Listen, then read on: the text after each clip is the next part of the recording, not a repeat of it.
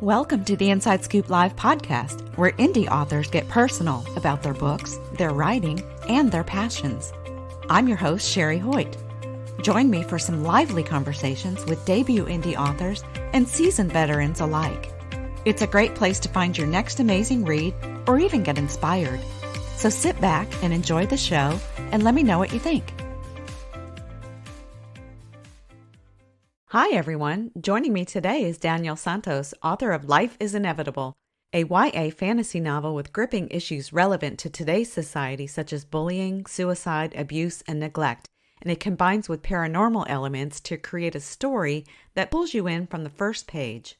Before we get started, here's the inside scoop on the author. Daniel Santos is a 21-year-old young adult author born in Manila, Philippines, who immigrated to the U.S. at a very young age. When he's not listening to music, playing video games, or just doing things people his age normally engage in, he's typically writing. Daniel's writing usually consists of fantasy fiction that delves into the paranormal, and he likes to focus on characterization and letting the readers get to know his characters. He genuinely believes that we often learn more from fictional characters than we do from real ones. Life is Inevitable is his debut novel. To learn more about Daniel and his work, visit his website at dantheauthor.com. Well, hi, Daniel. Welcome to Inside Scoop Live. Oh, hi. Good to be here. First of all, congratulations on publishing your debut novel, Life is Inevitable. Tell us a little bit about your writing journey. Like, when did you start writing? Have you always wanted to be an author? And then kind of what made you decide to actually sit down and write a book? So, when it came to writing, I really started writing when I was trying to learn the English language because I immigrated from the Philippines, which at first I hated learning reading. Like, I would literally cry every time my mom pulled out a flashcard. But eventually I got the hang of it and I started writing. I wrote short stories. But as I got further into school, like middle school, high school, I had to write essays, and the essays were just terrible. And it was a terrible experience. I would just go into class, they'd say, "You have 45 minutes, write an essay." And so I started losing my interest in writing at that point, just because all I was writing was academic papers, which I hated. And eventually I decided, okay, I have to write something I actually like, just so I don't lose my interest in this hobby. So I started writing short stories again. And eventually I had a good friend of mine who, during my senior year of high school, she passed away. And so that's when I got the idea for Life is Inevitable. Because Life is Inevitable, a lot of it came from her life, like from what I knew about her, because she didn't have really a good life. She ended her life. That's why I wrote the story based on like topics of like abuse, suicide, stuff like that. And at first, I finished the first draft and then I put it away because to me, I was like, okay, well, that's like my therapy is done. I used to have writing sort of as therapy, so I put it away for a while.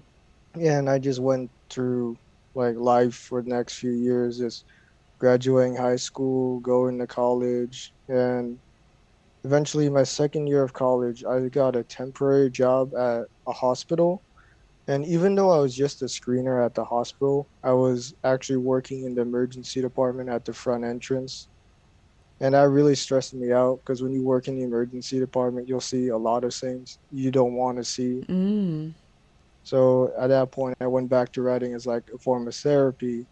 And then eventually I saw the story about my friend again because one of the patients reminded me of her. So I decided to turn that story into a book because I wanted to use it to help other people. Oh, wow. That's an amazing story in itself. Yeah. So your friend was the inspiration behind the story. Yes.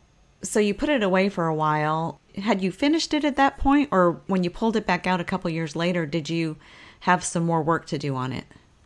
I finished most of it, not all of it. And I did have to like reread it just to remember it. And then I finished the rest of it on the first draft. And then I rewrote the first draft a couple of times. And then I went on to looking for an editor. Oh, okay. Nice. Yeah. Now, I thought you have a great cast of characters. And can you tell us a little bit about the main characters, Brennan and Olivia mainly? What motivates them and Tell us a little bit about them. So Brennan, which I mean, when you read a story, most people say, don't self-insert, like don't make yourself one of the characters. Mm-hmm. But the thing is, Brennan is kind of a self-insert. But to me, if you're gonna self-insert something, actually make it like real. Don't just make him a perfect human being or the kind of person you wish you want to be if you were perfect. Mm. So Brennan, he is well hot-headed. He is hot-headed, he's impatient, and he acts on impulse. He also lashes out at other people. I'm not that way anymore, but I would say back in the past during my school years I was that way. Like for example, if you knew me back in high school, you probably wouldn't like me very much, which I'm sure a lot of people can agree. Like if you ask my teachers like, "Hey, do you remember this guy?" They're like, "Yeah, yeah, yeah, I remember him." So I kind of based him off the flaws I had. And I did give him some of the strengths I had at the time, like assertiveness, although I kind of took it overboard, just like Brendan took it overboard. Mm. And that confidence, he also had that. And then Olivia was based more on some of the traits I wish I had and some of the traits my friend had, the friend who passed away. Because she's more compassionate, but at the same time, she's more timid and she Yeah. tends to shrink in times of stress. But the good qualities about her is that she is very compassionate and she wants the best for the people, even if they've wronged her. And I would say what motivates them, Brennan, even though he's very impulsive and very like self-determined, like he's very determined to do something when he makes a goal. He still is motivated by other people because he is greatly affected by the people in his life. And Olivia, since she doesn't really have that much people in her life, she is more self-driven. Like she doesn't think about other people's view about her as much as she does herself. Yeah, okay. I thought you did a great job with your characters. I really enjoyed watching them grow throughout the story. What was your biggest challenge in writing your characters? Biggest challenge for me was giving them their personalities and keeping it consistent, or at least keeping a consistent change because they aren't like carbon copies of each other. They're very different from each other. So while I was writing the point of view from each character, I had to keep in mind their personality and everything they did. So I had to, a lot of the times when I was writing, I had to like backtrack to previous passages and remind myself like what they did and how they are because I wanted the change they made because they do change throughout the story. Hmm. I want the way they change to be at a reasonable pace and make sense. Yeah, yeah. Was it challenging to write from the female perspective? I would say yes to a certain extent. Before I finished that book, I actually watched this video that was satire. It was a satire video on YouTube called How Male Writers Write Female Characters. And I Oh. realized I was giving them a lot of stereotypes that were criticized in the video. And I thought, okay, yeah, I gotta change that to make them more interesting. Oh, that's interesting. I need to look up that YouTube video because, and I'm sure it's the other way around too. You know, females probably have a little more difficulty writing male characters because it's not our experience. So, yeah, you're writing from a different experience. I want to talk about the train station. I love the idea of a train station being purgatory. I thought that was really clever, really fun. How in the world did you come up with that part of the storyline? Well, my family is Catholic, and so I was inspired because of their religion to watch Dante's Inferno, which Mm. Dante's Inferno is based off an old play. But I remember in the second, like the sequel to it, he was traveling through purgatory, and the way purgatory was in Dante's Inferno, the sequel was that it was a world like that connected two worlds. He was traveling from purgatory in efforts to go to heaven. And to me, a train station is a way to just travel. So I kind of connected it like, okay, if purgatory and this religion is a place to drive you to another world, then I would say a train station is very similar because you go to a train station and the train station takes you somewhere else. It's not your final destination. Oh, yeah, I love that. Yeah, very clever. Yeah. I love that your angel and his personality is kind of He's kind of out there. I really love that. And he balances out some of the heavy issues that you talk about in Life is Inevitable. Because you do talk about some heavy issues. Which part of your story did you have the hardest time writing? I would say the hardest part was writing the some of the more graphic scenes because it is heavy issues. And I was wondering to myself, like, should I hold back? Should I censor myself a little bit? Because it is, a young adult novel, and I don't want, say, disturb people too much. But at the same time, I wanted to show it for what it actually is. Mm-hmm. So in the end, I decided to show it in a way that, in what I call the true way, which to me, when you show something in a true way, you show it the way it actually is in real life. You show how bad it actually is because you want to like show that it's a terrible, terrible thing, and you want people to understand it better. So I decided to go with that route and show it for what it really is, even though it is brutal. Yeah, yeah. Well, it makes it more realistic to me. And I feel like we need to deal with these hard issues. So, yeah, it's kind of heavy at times, but the way you wrote it was realistic and authentic, and so I'm glad that you did it that way. What do you hope readers take away from Life is Inevitable? Well, there are two things I hope they take away from it. The first one is about the heavy, well, actually, they're both about the heavy topics, but the first one I would say it's more hopeful.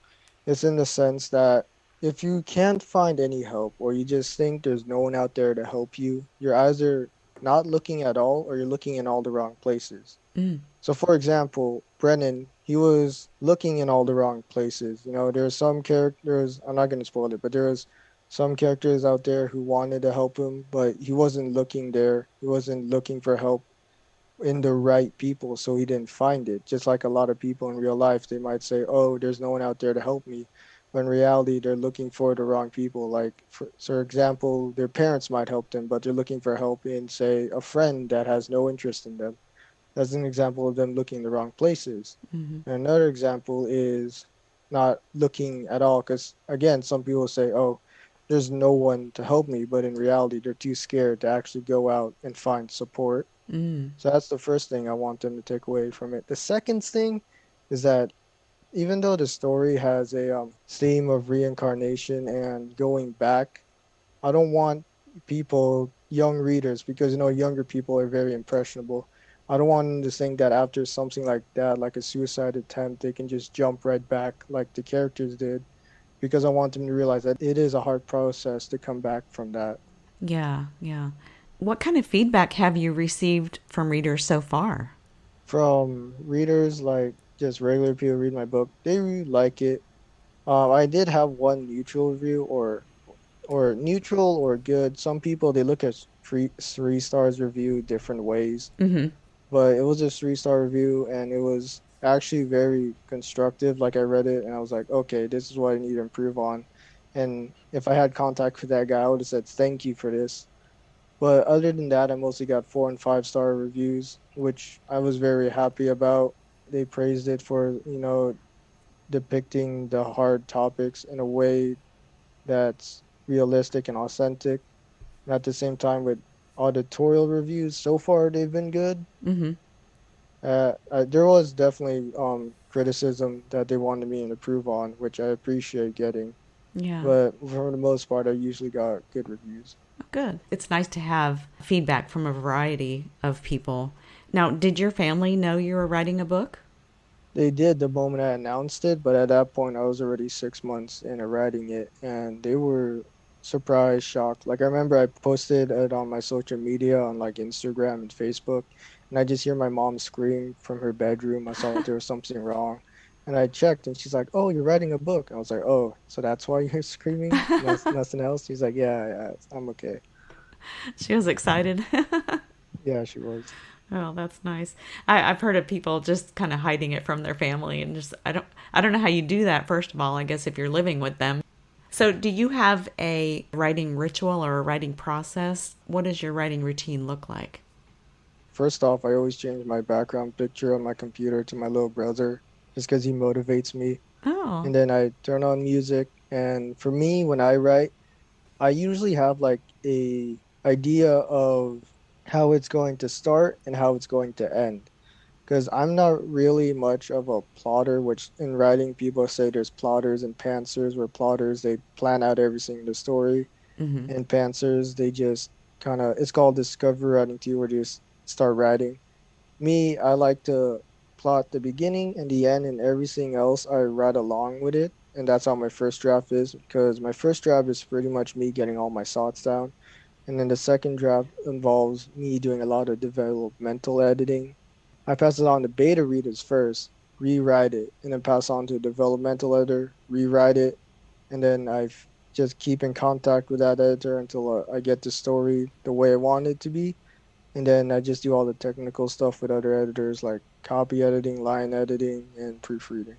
Okay, wonderful. When you were writing, did any of the characters go off in a direction you weren't planning on? Not necessarily the characters, but a lot of the events went off that I wasn't planning on. And so I reread it and I decided what to keep and what to cut. Because I remember I did cut a lot because there's a lot of stuff that I realized were just filler, like Mm. stuff that didn't really add to the plot of the story. Mm-hmm. So I cut that part out and just left mostly stuff that moved the story forward and while leaving some narrative and characterization in there.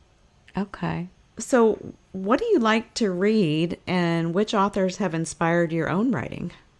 So what I really like to read is mostly YA novels and something called light novels, which light novels are like novels off of TV shows that are very simple and they're really popular in Asia. But for most part, it's YA novels and light novels. And a lot of people, especially my teachers, will say, "Why would you do that? You know, you can try something more sophisticated."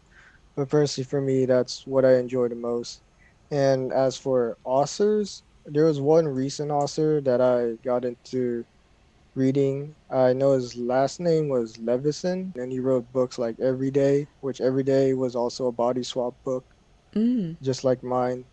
And but other than that, I wouldn't say I really have a favorite author because I just start reading whatever I like.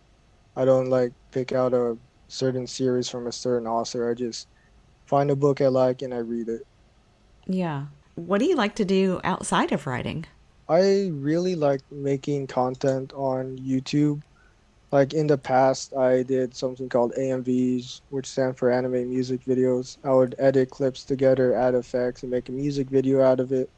I even went to a contest in Seattle, Washington for it, which was really fun. I got in a panel of editors and we just talked about our hobbies.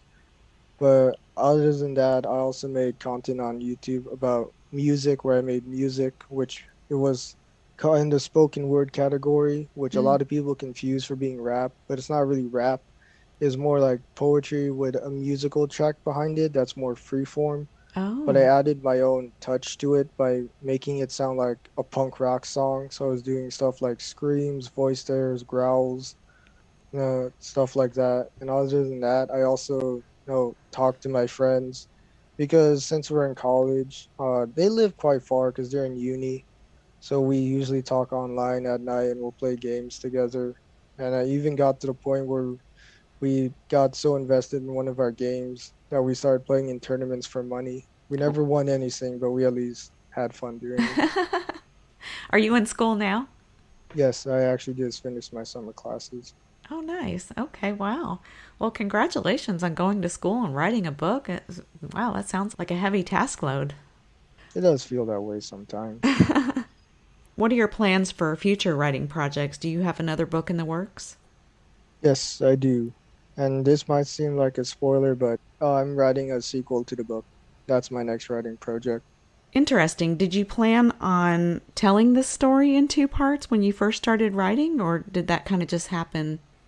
Well, I wasn't planning on making it two parts, but after getting to the end of the first book, I realized that it was a big climax and nothing after that really compared to that moment. So Mm. that's when I decided to make it a first book because there wasn't really anything that compared to the ending of the book that was as interesting because of that I was writing next. So I decided since I already reached the climax, I would end the book there where it was interesting, and then I started the new book. And also the new book is a little more different than the first one, but and a little longer because right now when splitting it into 3 acts, just Uh, because of the size of it. And yeah, so it's wasn't planned to be a series. It just ended up that way. Oh, okay. Well, nice. That's exciting. Now, based on your debut writing experience and then your debut publishing experience, is there any advice you like to give to aspiring authors? Well, when it comes to writing, you have to realize that there's a lot of work to it, that you will start off with basically nothing and you have to work up to something like an actual well-written product. And you have to realize that the further into that process you get, the harder it is to want to keep going because eventually you're going to want to quit.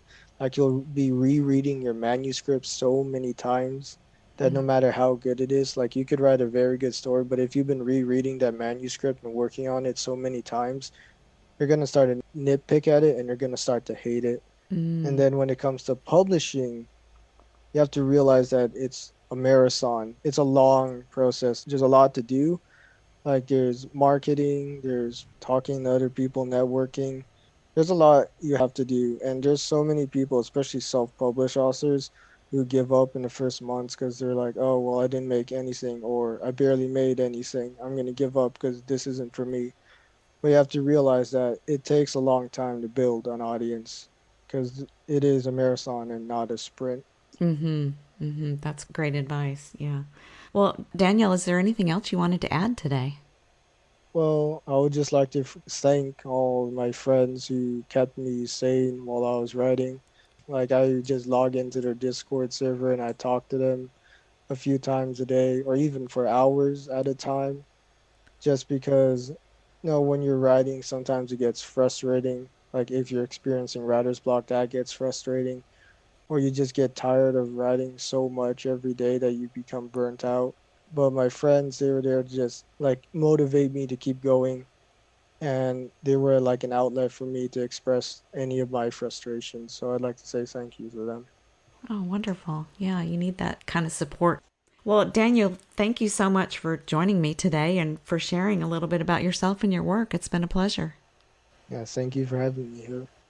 Thank you for joining me today for my interview with Daniel Santos, author of Life is Inevitable.